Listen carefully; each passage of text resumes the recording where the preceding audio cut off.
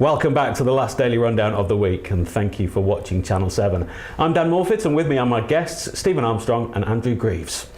Assaults on prison staff in England and Wales have reached a record high. In the last 12 months, over 5,000 assaults were recorded against prison staff. That's nearly a 40% rise from last year. Meanwhile, 65 prisoners were released in error between 2015 and 2016. That's the highest number for 6 years.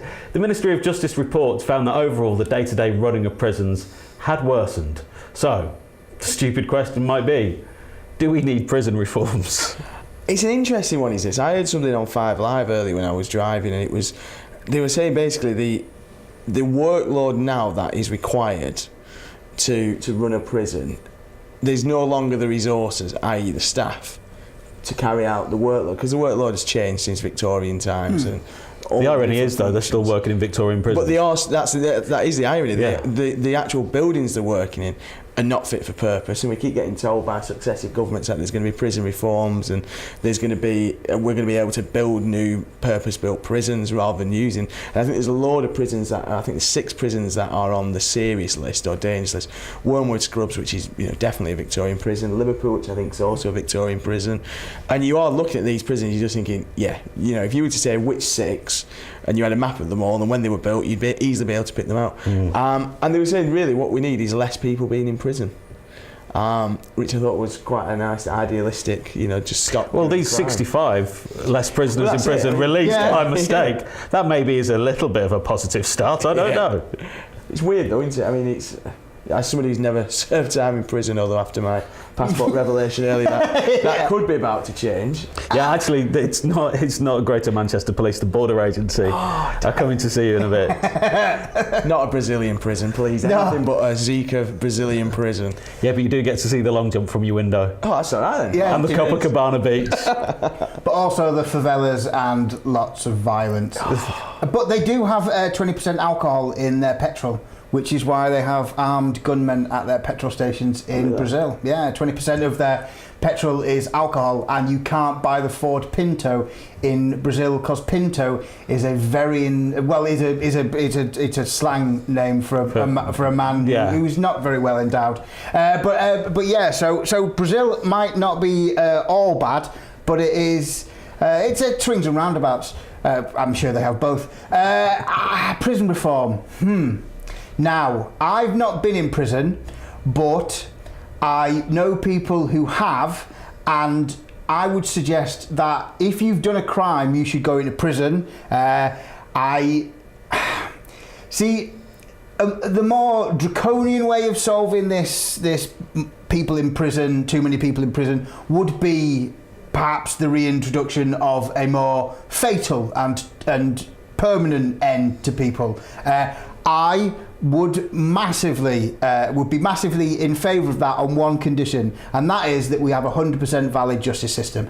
We won't ever have that, so therefore we shouldn't have that, so we can discount, I think personally, for a second right now. I thought you were advocating. I did. Thinking, are we really talking about capital punishment on Thursday's Daily Rundown? No. This is the light one. No, yeah, exactly. Yeah, that I think I'm just saying that is to me that's a very kind of sort of extreme answer to that, but.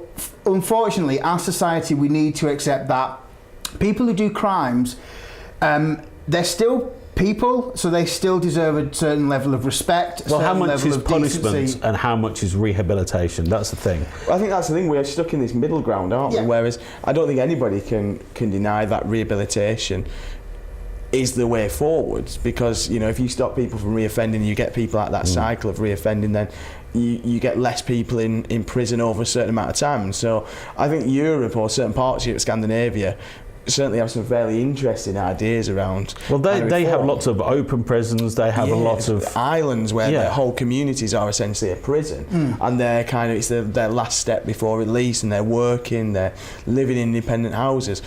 I just think I don't think we've got the cash to sort out the prison system. I think we've got to the point where there's so many of our prisons that are just so unfit for purpose. There are cuts to budgets anyway, which means there are less prison staff.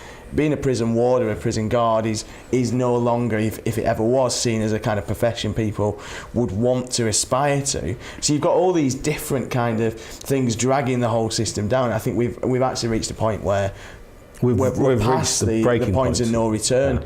Certainly in some prisons, in terms of more modern prisons, I know we've got a couple of moderner prisons around here, but if you look at somewhere like Strangeways, again, that's probably not fit for purpose. And do you think that dishevelled nature of the prisons is leading to, this hot box of angry prisoners and overworked staff, and that's why it's leading to all these attacks as well on the prison officers?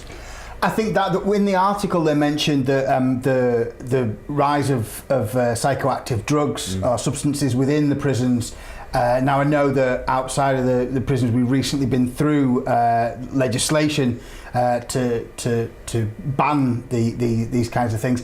I think if you add cooped up, closed up people with substances and frustration, and as you say, maybe facilities that aren't fit for purpose, and people who maybe haven't got that as you say, prison officers are no longer. It no longer seems to be a not great a vocation tradition. anymore. No, I mean, well, it's one of those things that we're not going to solve, sadly, on the Daily Rundown. But I think we're going to be talking about penal reform and prison reform. I think way off into the future. We'll be doing it in 5 years' time. Yeah, and it'll be exactly the same problems in 5 years' time.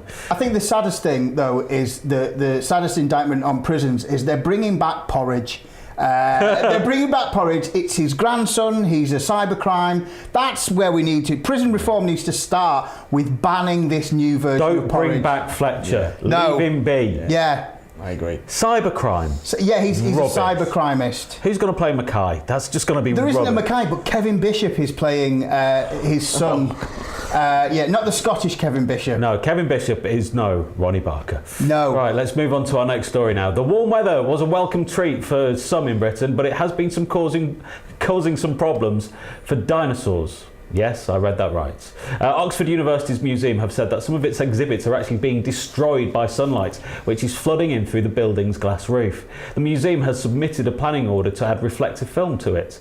This comes after a £2 million restoration project to protect the museum's older specimens that has been hindered by the damaging sunlight. So, is it really getting harder to preserve our history?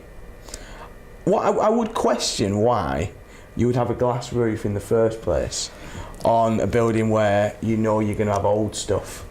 I think it's an old museum again. Yeah, that's what I mean, though. I think just think it's kind of, why get to this point if you know the effects of sunlight on something? You go to any museum. It's killing off Oxford's dinosaurs, which is a phrase that could be taken in many ways. Well, I think this just is so many different shades of ineptitude, cost cutting, and just poor administration. They repaired the roof because the old roof was doing damage to the dinosaurs because raw light was coming through. They then put this new roof on. They didn't replace the film that protects it from UV light. They just decided to put it on all the cases of the exhibits inside the museum, including ones that aren't in direct sunlight. And lastly, the idea that a millions-old relic is decaying shouldn't be news to anybody. It's millions of years old. Of course it's decaying. It's worrying that these are probably some of the most highly respected, intelligent vods in the museum game. Yeah. And they've wazzocked this up, something chronic. Yeah. They've got they were being damaged, so we fixed it, and now they're still being damaged, but they're being damaged because they're millions of years old. It was 44 degrees in there. We should be putting some fans in there. Never mind the dinosaurs. They've been dead for quite some time. It's the living people who go into the museum we should be bothered about. Andrew, one of our dinosaurs is withering away. Well, exactly. I mean, I feel sorry for him as well. But Not that old. It's ineptitude. I think is the right word for it. Really, I think it's again this kind of whole botch it and scarper approach to stuff. I love the use of the word wazzocked, by the way. I've not heard wazzocked for ages, but yeah, I mean, surely when you're carrying out these studies, if you're not an expert, you get an expert in, you say, right, what do we need to do? Direct sunlight is killing this dinosaur, it's damaging this dinosaur, what do we need? Surely an expert, but they're the experts. But that's it, isn't it? Yeah. But they put this film on swimming baths so that you don't get too much glare. I mean, Oh, it's just this is just ridiculous. Although I think now we know what brought the end of the dinosaurs. Yeah. It wasn't a meteor. Direct sunlight. It was direct sunlight. They just didn't have any SPF 50. That was it. If the T-Rex had been rocking the shades and the old like war paint across here, Adamant. yeah, he could have been fielding for the England team. Now we could have had such a good. They could have all team. had pink noses like Shane Warne. Yeah, but we would have had to be Little with Liz arms, Hurley. aren't they? Yeah, well, Bend I've over. They kinda- See, when I run like a raptor anyway. So How would a T-Rex put cream on its back? it would just get wouldn't be able to do Diplodocus it. to It do just- it. Who would you get to do it? A Diplodocus. Which one's that? Is that the fly? Is that the one with the long neck and the long tail? That's the one that goes missing in the eponymous. Did you say one of- Diplodocus or Diplodocus? A Diplodocus See, I don't know which way it goes. or a Tyrannosaurus Rex.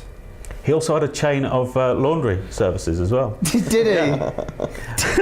Did he? So we haven't managed to solve prison reform, but we have solved why the dinosaurs disappeared. Well, because of their tiny arms, Yeah. and they couldn't put on sunscreen. Yeah. That's it. Yeah. I mean, we're solving quite a lot. I mean, Yeah, 1 out of prison 2 reform's in a bad. big And they were job, picky isn't it? eaters. Well, they could have gone to Byron Burger, but Well, if they no. had the right papers, we don't know. No. Right, it's time for another break now on the Daily Rundown. In a bit, we talk about tech funding and the social online divide. All coming up in 3 minutes here on Channel 7.